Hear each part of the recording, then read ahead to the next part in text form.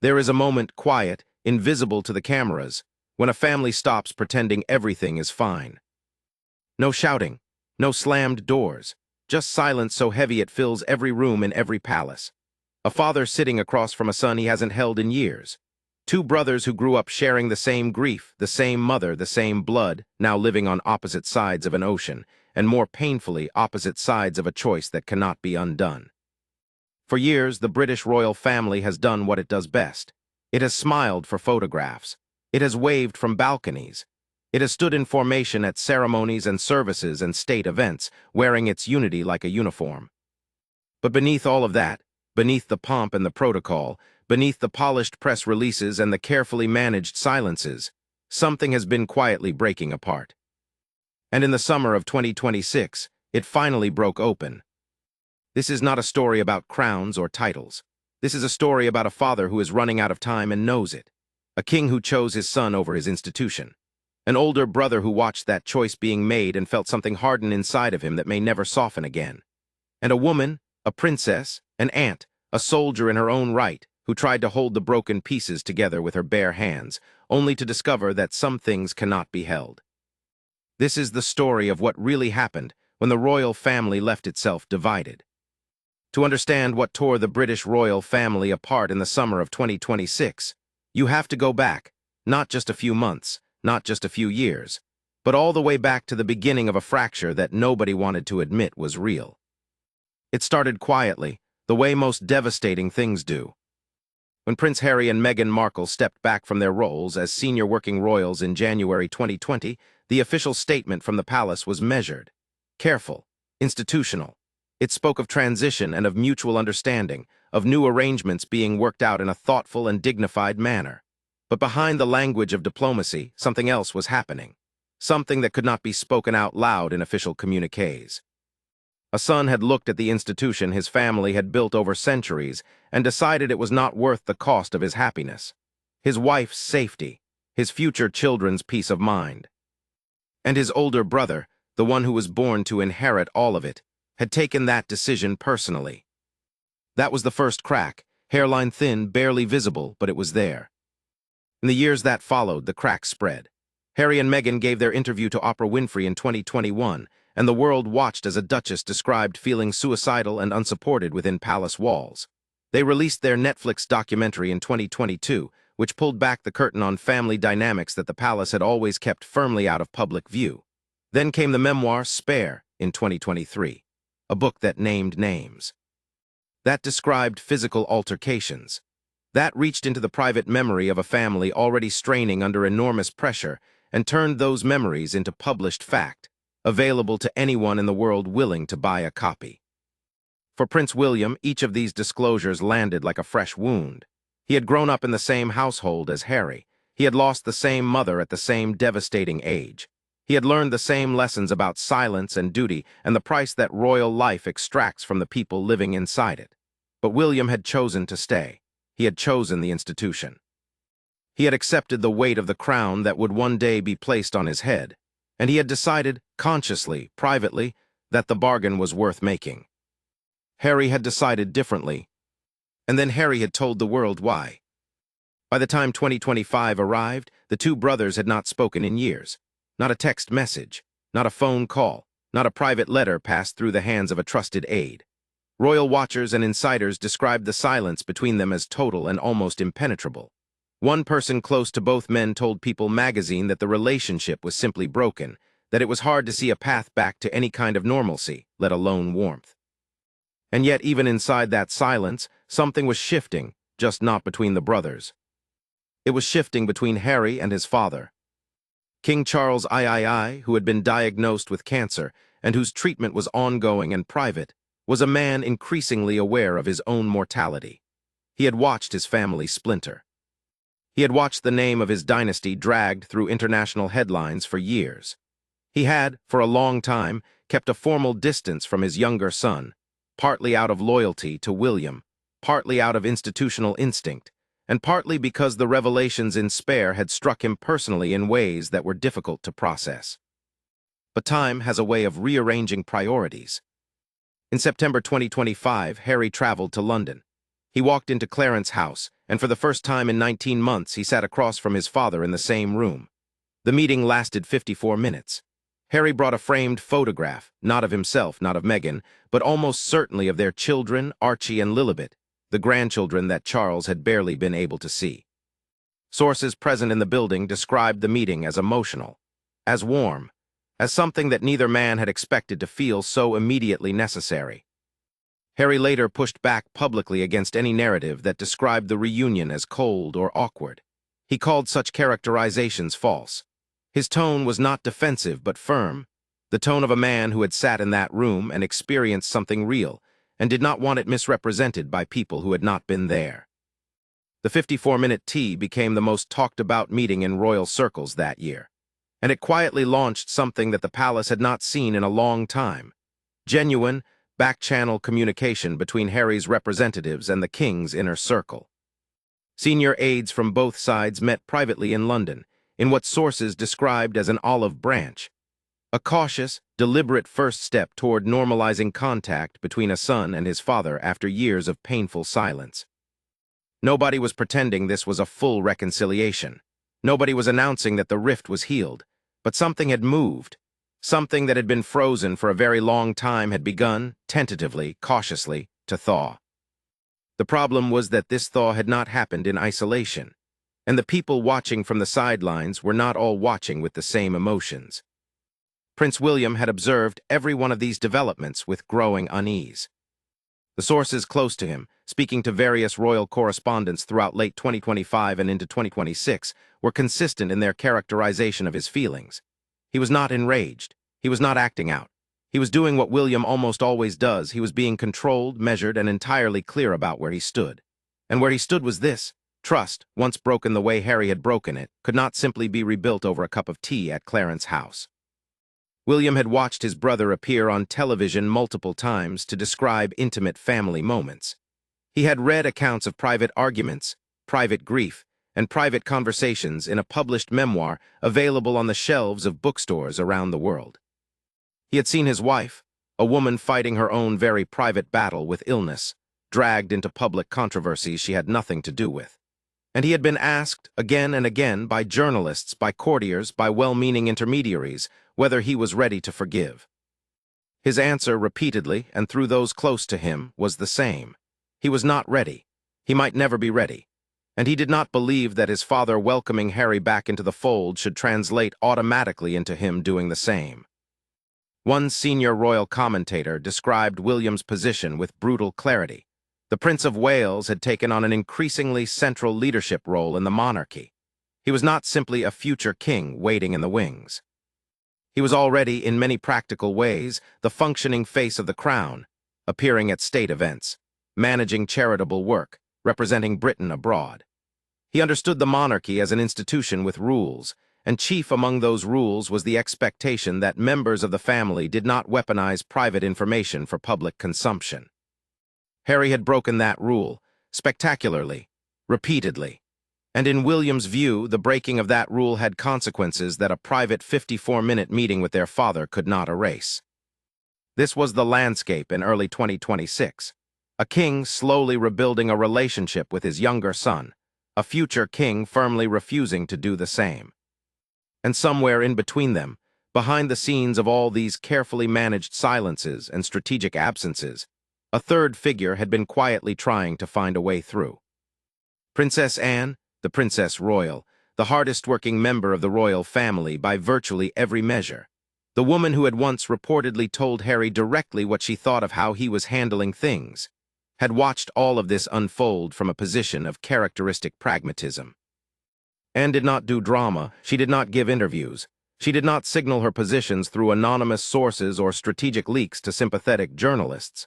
She watched, she assessed, and when she decided to act, she acted directly. According to sources that emerged in mid-2026, Princess Anne had extended what was described as an olive branch to her nephew. She reportedly believed that Harry genuinely wanted peace with the family, that his expressions of wanting reconciliation, including his statement to the BBC in May 2025 that he would love to reconcile and saw no point in continuing to fight, were authentic. But she was not impressed with the way he had been going about it. She found the pattern of public disclosures to be counterproductive at best and deeply damaging at worst. More specifically, she was not willing to have the kind of honest, direct conversation she wanted to have with Harry while Meghan was in the room.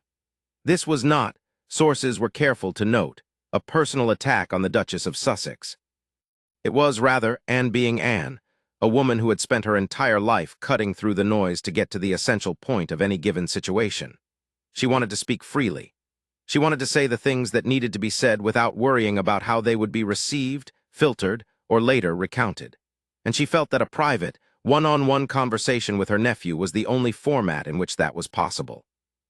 She had extended this invitation quietly, not through the press, not through official channels, through the kind of private, person-to-person communication that the royal family used to rely on before the age of memoirs and Netflix documentaries had made those communications so precarious. Whether Harry received the invitation and what he thought of it, that was a question the public did not yet have an answer to. But the very fact that Anne had moved at all was significant. It meant that even the most pragmatic and guarded members of the family had concluded that the status quo was no longer sustainable. That something had to give.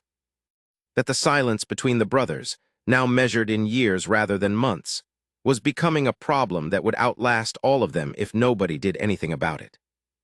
2026 arrived carrying all of this weight, all of this history, all of these unresolved conversations and unmade phone calls and unanswered questions. And then, in the first weeks of summer, everything that had been simmering beneath the surface of the royal family was suddenly forced, by a series of events that nobody fully planned, into the open. It began, as so many royal stories do, with a trip to the United Kingdom that the public knew about before it fully understood what it meant. Harry was coming back.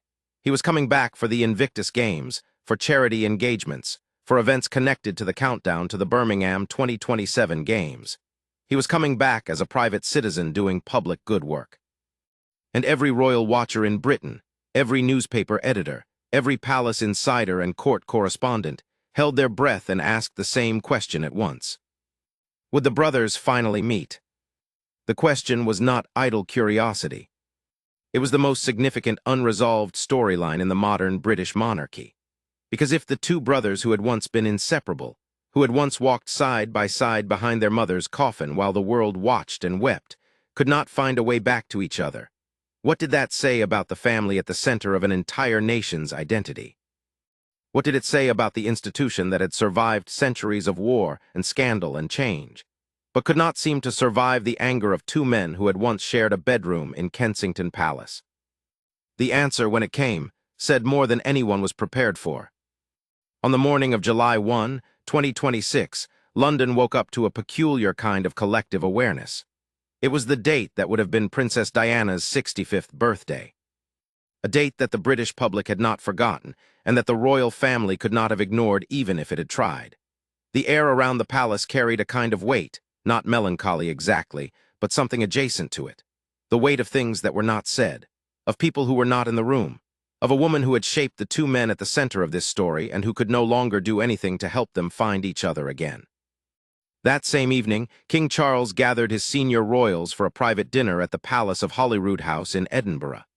Present at the table were Prince William, Prince Edward, and Princess Anne. It was described in palace circles as a dine and sleep arrangement, an intimate family gathering ahead of the Order of the Thistle ceremony at St. Giles Cathedral the following day. But in the context of everything that was happening, it carried additional significance. These were the senior working royals, the people who kept the institution running. And they were sitting together, behind closed doors, on the eve of Harry's arrival in the United Kingdom, on what would have been their mother and grandmother's 65th birthday. Harry was not there. Nobody said publicly what was discussed at that dinner table. The palace does not release readouts of private family meals, but royal observers did not need an official statement to understand the atmosphere. There was a family inside those walls that was holding itself together through sheer institutional discipline, and outside those walls, a man was flying back to the country of his birth, carrying with him a set of expectations and a depth of longing that he had spent years trying to articulate in public, because he could not seem to communicate it in private. Harry arrived in Britain on July 6. He came alone. Meghan and the children were traveling separately in Europe, and his request for police protection for his family outside royal residences had been declined by the UK government. This was a wound that Harry had carried publicly for years. The removal of his publicly funded security detail after he stepped back from royal duties had been one of the sharpest of his many grievances, and it had created a practical barrier to his family spending extended time in Britain. The children had not been to the United Kingdom as a family in years. Their grandfather had not seen them in person since the late Queen's Platinum Jubilee in June 2022. That was 4 years of a grandfather's life, measured in photographs and video calls instead of the actual weight of his grandchildren in his arms. Harry threw himself into the public work of his trip with visible energy. He attended the Invictus Games Foundation event at Chatham House on July 7, speaking about the transition from policy to practice for injured veterans.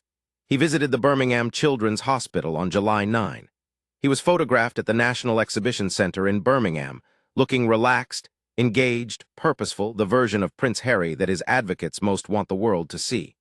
The man who built Invictus from scratch. The man who shows up for wounded soldiers when the institution that once defined him has moved on to other priorities. But none of that is what the country was actually watching for.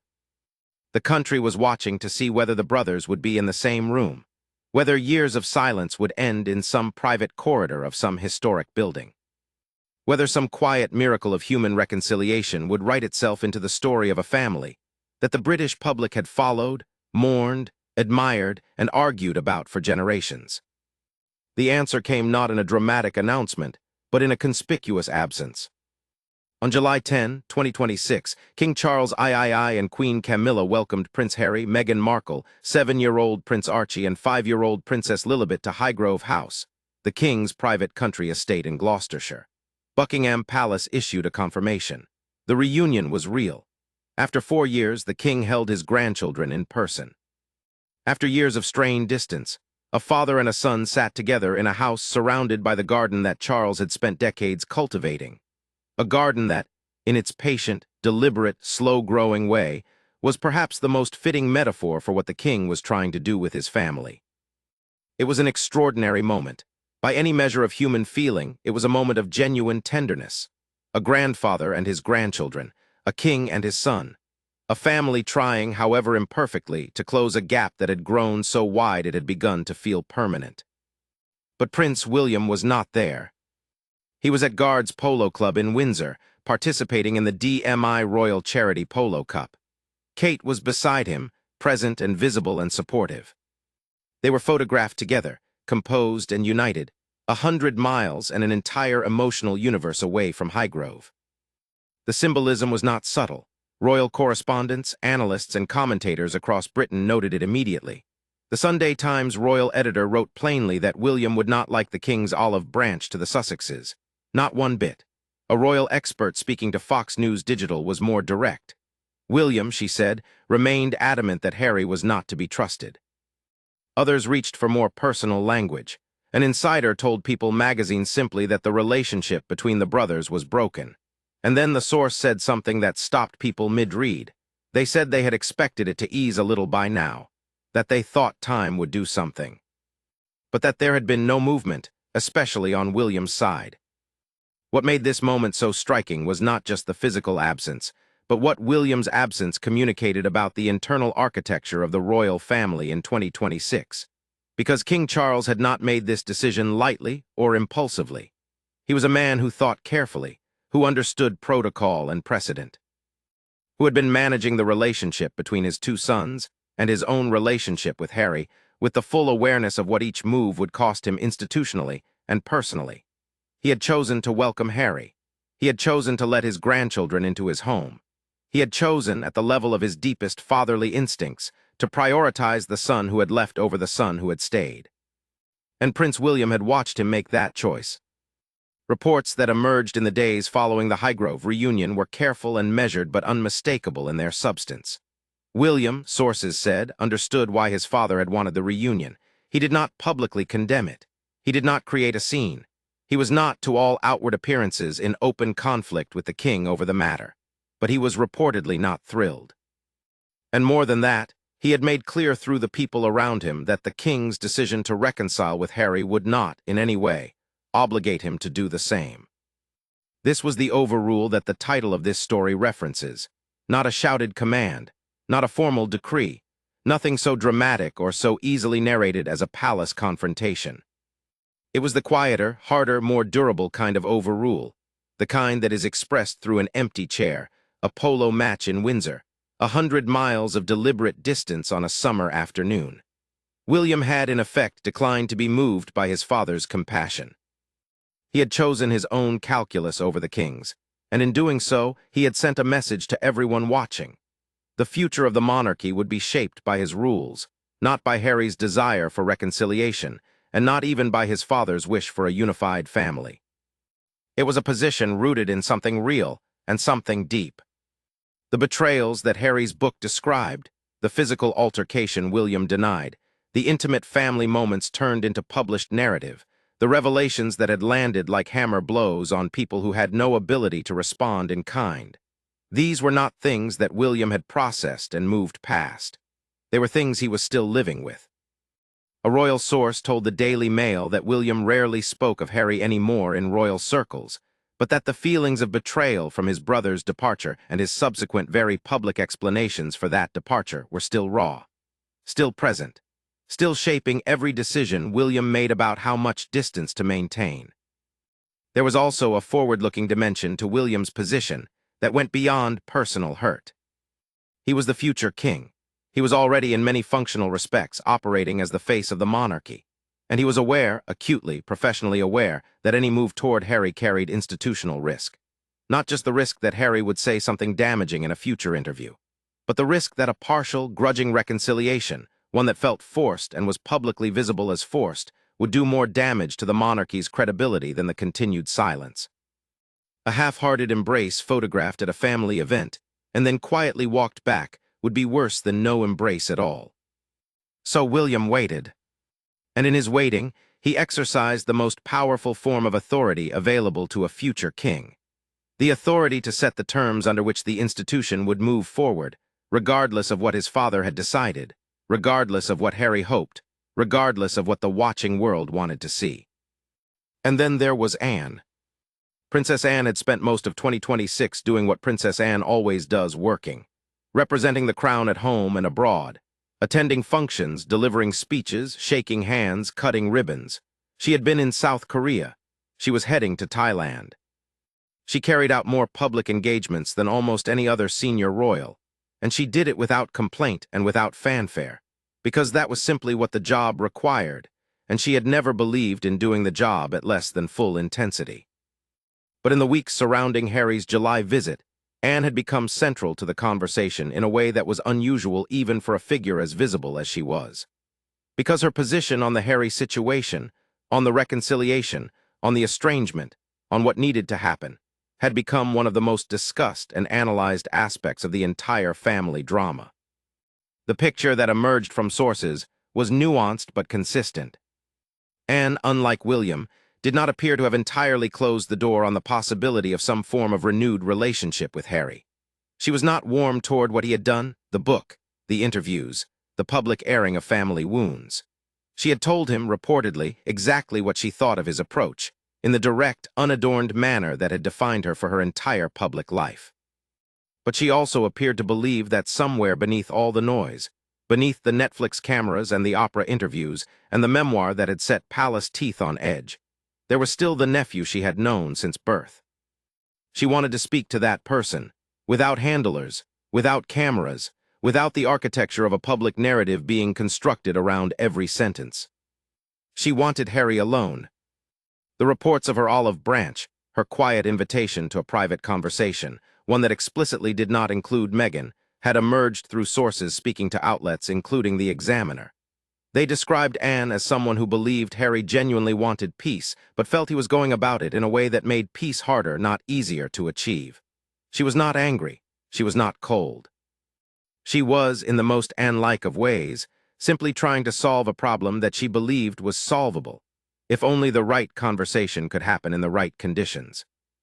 But there was a critical uncertainty embedded in all of this. The olive branch had reportedly been extended. What nobody knew, what the public had no visibility into, was whether Harry had accepted it. Whether he intended to. Whether the private conversation that Anne believed could change, something actually had a chance of taking place. And then came the news that made that uncertainty suddenly more consequential. Harry was leaving Britain. His trip was ending.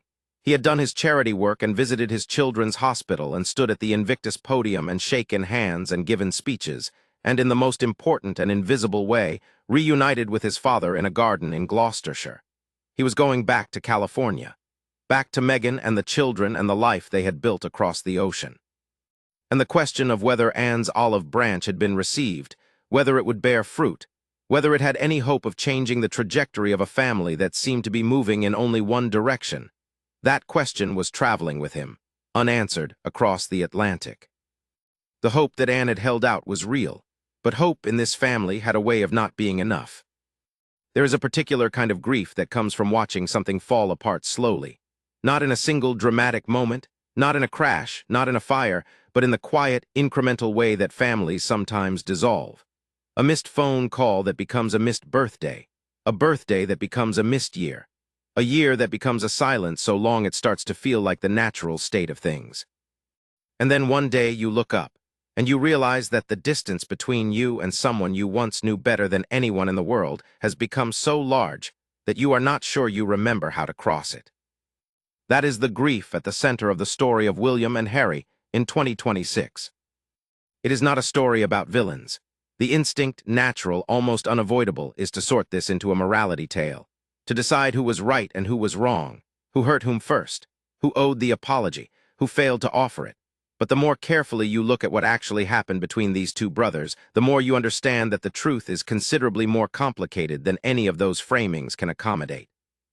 What is clear, however, what the summer of 2026 made undeniably, painfully clear, is that the royal family as a functioning unit was divided in a way it had not been in living memory, not divided by formal proclamation, not divided by any legal or constitutional mechanism, divided in the old, human way, by hurt feelings, broken trust, and the specific anguish of two people who loved each other and lost the language to say so.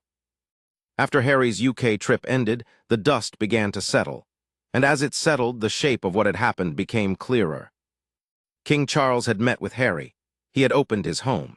He had held Archie and Lilibet for the first time in 4 years, and by all accounts that those inside the room were willing to share, the experience had mattered enormously to him.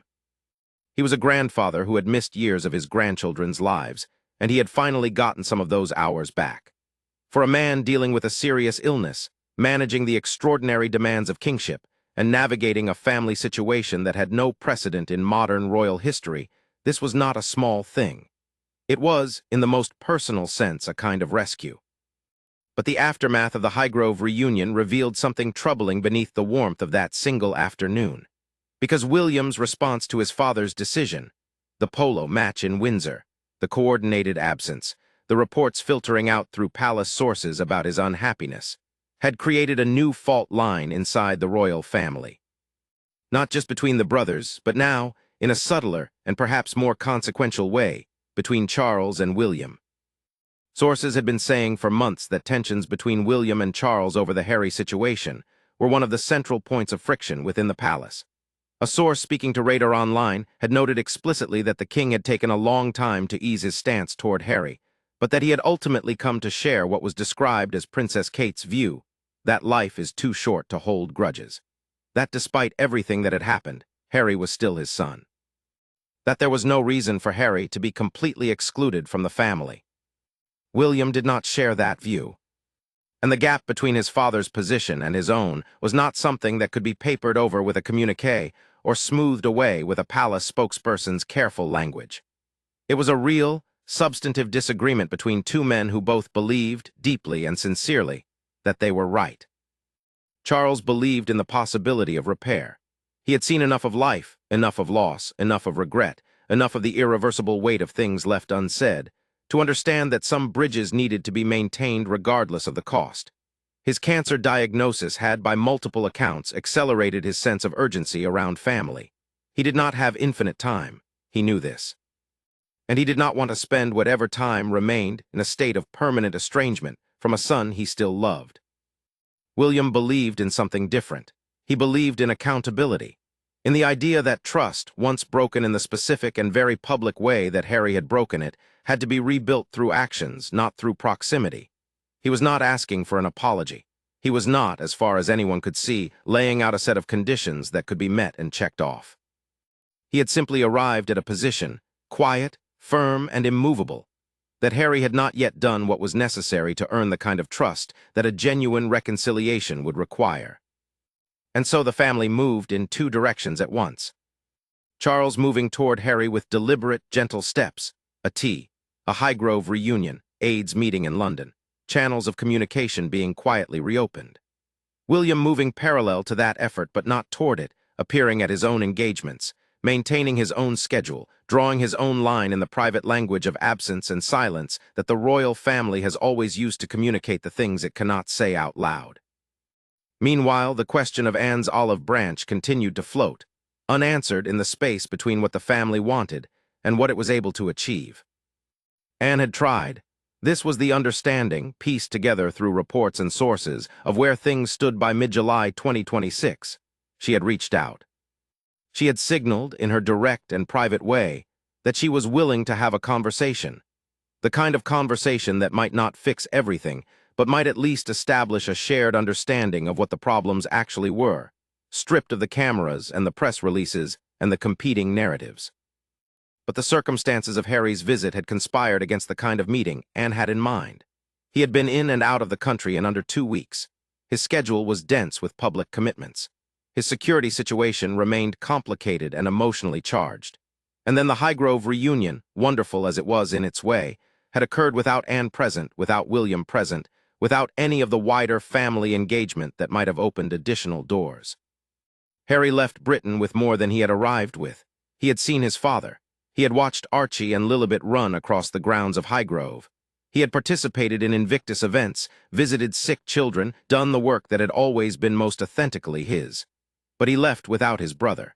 He left without the conversation his aunt had hoped to have with him. He left without any visible sign that the most important relationship in his family's recent history, the one between him and William, had moved even a single inch. What had Anne actually accomplished? The question was being asked, quietly and without cruelty, by people close to the situation. She had made the gesture. She had extended the invitation. She had signaled, through her own considerable personal credibility within the family, that she believed a different kind of engagement was possible. But she had not been able to create the conditions under which that engagement could happen. The trip was too short. The dynamics were too complicated. The security situation was too fraught. William's intractability was too complete. Hope had been offered, hope had not been received. And this, perhaps, is the most painful dimension of what the summer of 2026 revealed about the royal family, because it was not that nobody cared. Charles cared enormously. Anne cared in her pragmatic, determined, undemonstrative way. Harry had said, in his own words on BBC television, that he would love reconciliation with his family. Even the sources close to William, while making clear his position on Harry, stopped short of suggesting that the Prince of Wales felt nothing. He felt a great deal. He simply felt that those feelings did not obligate him to act in ways he believed would be counterproductive or dangerous. Everyone in this story cared, and yet the outcome remained the same: a family divided, a father and a son inching toward each other, step by careful step, while an older brother watched from a distance and kept his own counsel. An aunt whose wisdom and directness might have made a difference, but who could not manufacture the opportunity to deploy them.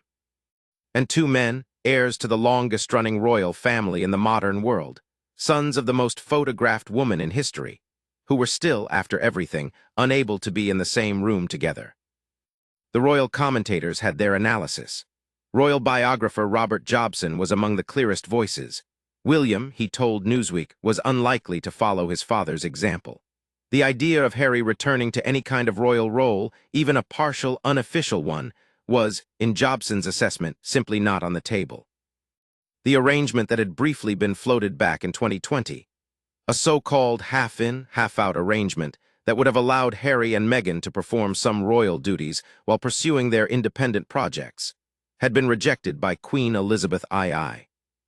William, inheriting his grandmother's institutional instincts, was not going to reopen that door.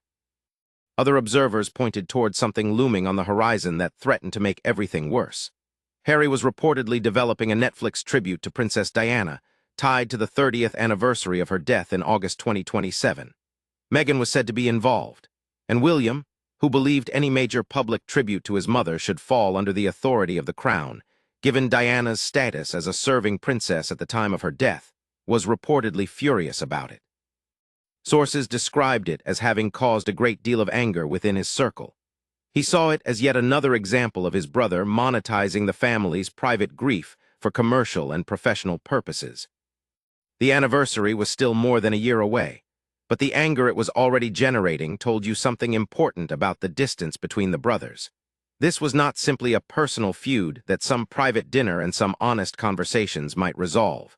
This was a fundamental disagreement about who the family belonged to, about who had the right to tell its stories, about whether the institution of the monarchy, with all its rules and sacrifices and extraordinary demands, was something that could be walked away from without consequence, or whether leaving it carried an obligation to stop speaking about it. They had answered that question differently, and their different answers had become the walls of a room neither of them could quite figure out how to leave. And so as July 2026 turned toward August, the British royal family found itself exactly where it had been, and yet in some ways somewhere new. Charles had done something real. He had opened his arms at Clarence's house and at Highgrove, and his son had walked into them. That mattered. It mattered to Charles. It mattered to Harry. It would matter to Archie and Lilibet when they were old enough to understand what had almost been permanently lost. Even Queen Camilla, described by royal author Catherine Mayer as a non-negotiable part of Charles's life, someone without whom no reconciliation with him was possible, had been present at Highgrove, had been part of the moment. Another improbable bridge quietly held. But the bridge between the brothers remained unbuilt. Anne's olive branch had not been accepted, not yet, perhaps not ever. William's position had not shifted, and the question that had been whispered in royal circles for years, what happens to this family in 10 years, in 20, in 30, had not gotten any closer to an answer. A family reporter once asked a royal commentator what it was like to watch all of this from the outside, and the commentator, Richard Fitzwilliams, a man who had spent decades studying this family, said something that stayed with people who heard it. He said that both brothers were part of the rich tapestry of British life, that Harry had chosen to go to America, and that you couldn't help wondering what it was going to be like between them in 10 years or 20 or 30. What his words carried, underneath the measured analytical language, was something simpler and older than any royal commentary. It was the particular helplessness of watching people you care about, even from a distance, even through a screen, even as a stranger who knows them only through headlines and photographs, make choices that keep them apart. Make choices that, in the accumulation of years and silences and unreturned gestures, become something close to permanent. The royal family had been here before. It had survived abdications and affairs and divorces and deaths and wars. It had survived its worst moments by retreating behind the discipline of the institution and enduring. But what it faced in 2026 was something harder in some ways than any of those past crises.